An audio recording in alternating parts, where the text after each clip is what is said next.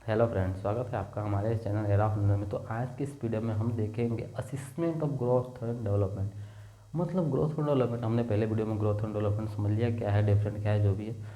अब उसके असिस्मेंट, उसको मापेंगे कैसे। असिस्मेंट मतलब किसी चीज़ की जाँच ना, मतलब असिस्मेंट करना। तो देखते हैं असिस्मेंट ऑफ ग्रोथ और डेवलपमेंट। इंट्रोडक्शन में मतलब किसी भी ग्रोथ और डेवलपमेंट, जो चाइल्ड में ग्रोथ और डेवलपमेंट होते हैं, किस एज में कितना ग्रोथ हुआ है, कितना डेवलपमेंट है, उसके एक माइलस्टोन होते हैं, उसके बारे में हम समझेंगे इस चैप्टर में। तो ऑब्जेक्टिव क्या है, जो ग्रोथ और डेवलपमेंट है वो हम क्यों करते हैं। ऑब्जेक्टिव का मतलब ये होता है क्यों होता है, मतलब क्यों करते हैं हम ग्रोथ और डेवलपमेंट। तो according to age growth and development जो है वो कैसा होना चाहिए, अकॉर्डिंग टू एज होना चाहिए। अगर अकॉर्डिंग टू एज किसी बच्चे का ग्रोथ और डेवलपमेंट सही है तो ठीक है, कमी है या ज़्यादा है तो क्या है, प्रॉब्लम है।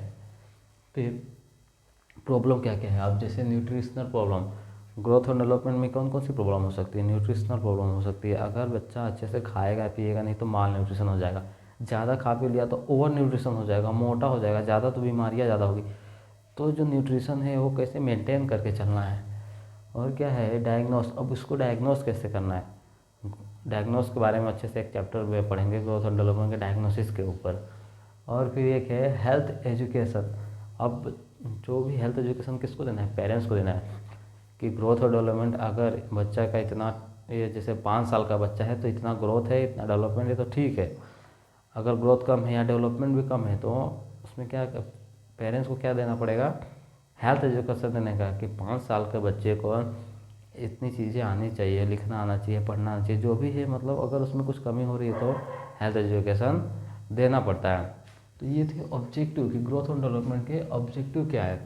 और इसको प्रमोट करना चाहिए कि पेरेंट्स को, मतलब एजुकेशन देके प्रमोट करके रखना है कि कोई भी प्रॉब्लम हो तो डॉक्टर को मिले।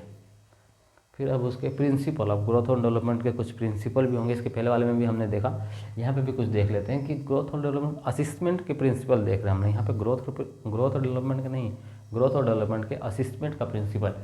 तो ये कंटिन्यूअस, जो ग्रोथ और डेवलपमेंट कैसा है, ये कंटिन्यूअस प्रोसेस है, कंटिन्यूअस होना चाहिए। कैसे नहीं कि 10 साल तक हुआ फिर उसके बाद ग्रोथ रुक गया, डेवलपमेंट रुक गया तो प्रॉब्लम हो गई। तो ये क्या है, कंटिन्यूअस प्रोसेस है। फिर WHO जो वर्ल्ड हेल्थ ऑर्गेनाइजेशन है, उसने भी कुछ माइलस्टोन दिए हैं, कुछ सिस्टम दिए हैं कि हाँ इस साल तक इतना जो भी है मतलब ऐसा होना चाहिए।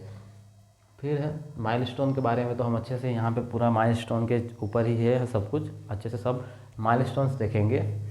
यूनिक पैटर्न, अब जो ग्रोथ और डेवलपमेंट है ये यूनिक पैटर्न हर एक चाइल्ड का अलग अलग होता है। ये जीन के ऊपर भी डिपेंड होता है, पेरेंट्स के ऊपर भी डिपेंड होता है, एनवायरनमेंट के ऊपर भी डिपेंड होता है। मतलब ज़रूरी नहीं कि कोई बच्चा 5 साल में इतना कुछ कर रहा है तो हमारा बच्चा 5 साल में इतना कुछ नहीं कर रहा है। ये सबका एक अलग अलग पैटर्न होता है, कि सबका अलग पैटर्न है, यूनिक पैटर्न है ये। तो मतलब बच्चों को कंपेयर भी नहीं करना है, अपना अलग ही, मतलब ये अलग ही पैटर्न है।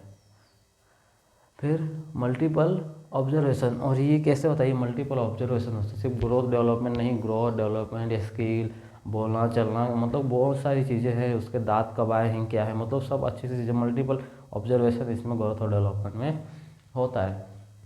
टेक्निक ऑफ असेसमेंट की टेक्निक में हम माइलस्टोन के बारे में पढ़ेंगे। तो पहला माइलस्टोन है हमारा वेट। जो बच्चा है, न्यू बॉर्न बेबी है, जैसे आज ही बच्चा पैदा हुआ तो उसका जो वेट है वो 2.5 किलो से 3.5 किलो होना चाहिए। 2.5 किलो से कम है तो प्रॉब्लम है, 2.5 किलो से और 3.5 किलो से ज़्यादा भी है तो प्रॉब्लम है। तो माइलस्टोन में अगर कम है और ज़्यादा है तो कुछ ना कुछ प्रॉब्लम है। लेकिन सब केसेस में यूनिक पैटर्न है, जैसा कि हमने देखा। तो कुछ स्पेशल केस भी हो सकते हैं। तो पहला देखते हैं बर्थ स्टेज पे कितना है, 2.5 से 3.5 किलो के बीच में होना चाहिए। अब 5 to 7 डे, मतलब फर्स्ट वीक, बच्चा आज 2.5 किलो का हुआ, फर्स्ट वीक में क्या होगा, जो physiological weight loss up to 10%। तो जो भी उसका वेट है, जैसे 3 किलो का बच्चा हुआ तो उसका 10%, मतलब 300 ग्राम घट जाएगा, जो भी है। मतलब पहले हफ्ते में बच्चे का जो वेट है वो 10% घट जाता है, और दूसरे हफ्ते में मतलब 10 से 14 दिन के बीच में क्या होगा, रीगेन बर्थ वेट, और जितना बर्थ के टाइम पे उसका वेट था उतना वेट वापस से 15वें दिन तक हो जाना चाहिए। पहले वीक में क्या होगा, 10% घट जाएगा, दूसरे वीक में वापस से 10% आ जाएगा। अब जब बच्चा 5 महीने का हो गया तो उसका वेट है और डबल होना चाहिए बर्थ वेट से। अगर बच्चा 2.5 किलो का था तो 5वें महीने में कितने का होना चाहिए, 5 किलो का हो जाना चाहिए। तो जो भी मतलब बर्थ वेट था उससे क्या होना चाहिए, डबल होना चाहिए 5वें महीने में। 1 साल, अब 1 साल में क्या होना चाहिए, ट्रिपल बर्थ वेट से 3 गुना। अगर बच्चा बर्थडे जब बर्थ वेट कितना था, 3 किलो का था, तो 1 साल का जब हुआ तो उसका कितना वजन होना चाहिए, 3 गुना, मतलब 9 किलो। तो फर्स्ट ईयर मतलब एक पहले साल में क्या होना चाहिए, triple birth weight. Second year तो अगर बच्चा 2 साल का है तो 4 टाइम बर्थ वेट। जैसे कोई बच्चा 3 किलो का हुआ तो 4 टाइम मतलब 12 किलो का हो जाना चाहिए, कब, दूसरे साल में। मतलब जितने भी हुआ 2.5 किलो का हुआ था 4 गुना, मतलब कि 10 किलो। दूसरे साल में जो जो भी वेट है बर्थ वेट उसका 4 गुना होना चाहिए। तीसरे साल का जो एवरेज वेट है वो 14 किलो होना चाहिए। 5वें साल में 18 किलो, 10वें साल में 30 किलो, और 12 साल का बच्चा है तो 30 से 40 किलो के बीच में वेट होना था। ये था माइलस्टोन किसका, वेट का, एक नॉर्मल बेबी का। वैसे ही सिर्फ नॉर्मल बेबी माइलस्टोन मतलब सिर्फ वेट में नहीं, हम हाइट में देखेंगे, चेस्ट में देखेंगे, हेड में देखेंगे, और दांतों के बारे में भी देखेंगे। तो अब देखते हैं हाइट के बारे में। बच्चा जब पैदा हुआ तो उसकी हाइट कितनी होनी चाहिए, 50 सेंटीमीटर। अगर बच्चा 1 साल का हो गया तो उसकी हाइट 75 सेंटीमीटर। 2 साल का हुआ था 85 सेंटीमीटर। 3 साल का हुआ तो 95। 4 साल का हुआ तो 100 सेंटीमीटर। 100 सेंटी मतलब 1 मीटर। 5 साल का हो गया तो 105 से 110 सेंटीमीटर तक हो। 10 साल का बच्चा हो गया तो 135 से 140 सेंटीमीटर। अगर 12 साल का बच्चा हो गया तो 140 से 150 सेंटीमीटर। तो ये नॉर्मल हाइट, एक नॉर्मल बच्चे की हाइट का क्या है, ये माइलस्टोन है। माइलस्टोन आपको याद करने पड़ेंगे हर चीज़ के। बस जो नॉर्मल जो बर्थ के टाइम पे है वो याद करो, जो कॉन्सेप्ट है, जैसे कि इसमें कॉन्सेप्ट था एक कि कब डबल हो रहा है, कब ट्रिपल हो रहा है, कब 4 गुना हो रहा है। तो ऐसे कुछ कॉन्सेप्ट है, ये सब चीज़ें याद कर लेंगे तो ऑटोमेटिक बाकी की चीज़ें याद हो जाएंगी। अब जैसे देखते हैं हेड सर्कमफ्रेंस, जब बच्चा हुआ बर्थ के टाइम उसका हेड का ये सर्कमफ्रेंस कितना होना चाहिए, तो होना चाहिए 34 से 35 सेंटीमीटर। अगर 3 महीने का हो गया तो 40 सेंटीमीटर, 6 महीने का हो गया तो 43, 9 महीने का हो गया 45 सेंटीमीटर, 12 महीने का मतलब 1 साल का बच्चा हो गया तो 46 से 47 सेंटीमीटर, 2 साल का बच्चा हो गया तो 48 से 49 सेंटीमीटर।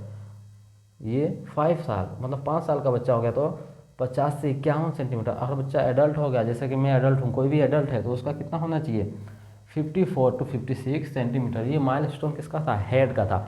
हेड के सर्कमफ्रेंस के बारे में बात कर रहे थे। अब हम बात करेंगे चेस्ट के सर्कमफ्रेंस के, जो भी ये छाती है इसका सर्कमफ्रेंस कितना होना चाहिए। तो अगर बच्चा बर्थ के टाइम पे कितना होना चाहिए, 30 से 33 सेंटीमीटर होना चाहिए। अगर 6 महीने का, 6 महीने का हो गया तो 40 से 42, 9 महीने का हो गया तो 44 से 45, 1 साल का हो गया तो 48 से 50, और वैसे ही 5 साल का हो गया तो 52 से 54 सेंटीमीटर हो गया। तो हाइट का हो गया, वेट का हो गया, हेड का हो गया, चेस्ट का हो गया। आप देखेंगे डेंटल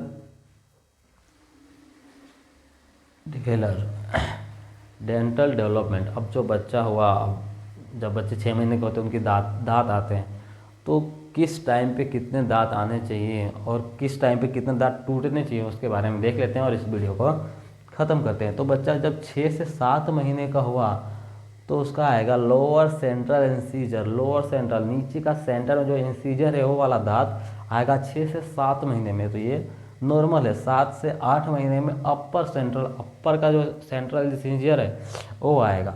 8 से 9 महीने में अपर लेटरल इंसीजर, एक सेंटर एक साइड में लेटरल, वो कब आएगा, 8 से 9 महीने में। और 9 से 10वें महीने में आएगा लोअर लेटरल इंसीजर। मतलब लोअर लेटरल इंसीजर कब आएगा, 9 से 10वें महीने में। 12 से 15 महीने मतलब कि अब बच्चा 1 साल का हो गया तो फर्स्ट मोलार, तब इसका कौन सा दांत आता है, फर्स्ट मोलार आता है।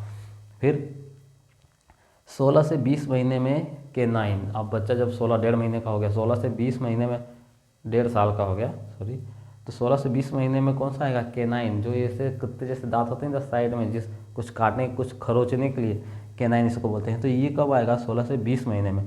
फिर 20 से 24 महीने, 2 साल का होने वाला है तो सेकेंड मोलार। तो मोलार पी मोलार इसके बारे में अच्छे से समझना पड़ेगा आपको। फिर 2.5 से 3 साल का जब हो गया तो बच्चे के जो 20 के 20 दांत होते हैं, बच्चों में कितने दांत आएंगे, 20 दांत आएंगे। तो 20 के 20 दांत कब आ जाएंगे उसके, 2.5 से 3 साल के अंदर आ जाएंगे।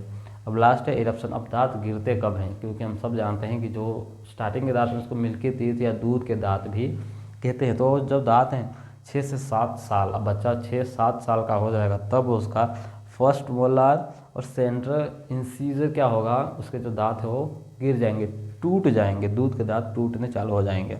7 से 8 साल का है तो लेटरल इंसीजर, जो ये साइड वाले इंसीजर है ये 9 से 10 साल में फर्स्ट प्री मोलार, फिर 10 से 12 साल में केनाइन और सेकेंड प्री मोलार, 12 से 13 साल में सेकेंड मोलार, मतलब यहाँ तक 13 साल तक सब दांत गिर जाते हैं। फिर यहाँ पे एक 17 से 25 साल में क्या लिखा है, थर्ड मोलार और विजडम टीथ, एक जो दांत है वो 17 से 25 साल तक भी हो जाता है बच्चा, तब तक एक जो लास्ट में एकदम दांत होते हैं यहाँ पे एकदम सबसे लास्ट वाले ऊपर या नीचे, ये जो दांत है सबसे लास्ट दांत है और बहुत पेन भी होता है इसमें। तो जो भी अभी 17 से 25 साल के आप लोग हैं तो आपने कभी फील किया होगा, जिसके आने वाले हैं, जिसके आ भी जाएंगे अभी, कि वो जो लास्ट वाले दांत होंगे बहुत पेन भी होंगे और वो सबसे लास्ट में आएंगे, जिससे विजडम टीथ भी कहते हैं। तो आज की इस वीडियो में हमने देखा assessment of growth and development और उसके माइलस्टोन, किस चीज़ अलग अलग चीज़ों के माइलस्टोन हमने देखे। तो थैंक यू फॉर वॉचिंग, आपका धन्यवाद हमारी इस वीडियो को यहाँ तक देखने के लिए। मिलते हैं अगली वीडियो में। जय हिंद।